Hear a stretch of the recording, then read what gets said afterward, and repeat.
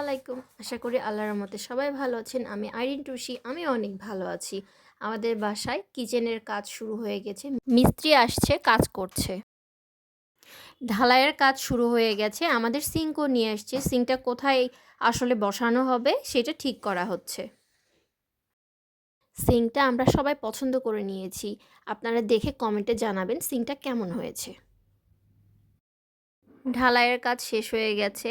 এখন টাইলস লাগাচ্ছে। টাইলসের পরে সিঙ্ক লাগানো শুরু হবে।